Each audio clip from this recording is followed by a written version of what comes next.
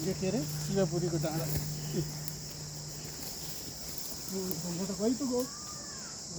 मान्छेलाई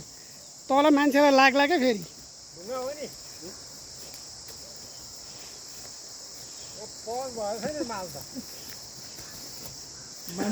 मान्छे त्यसरी जाने हो नि त नभनाएर होइन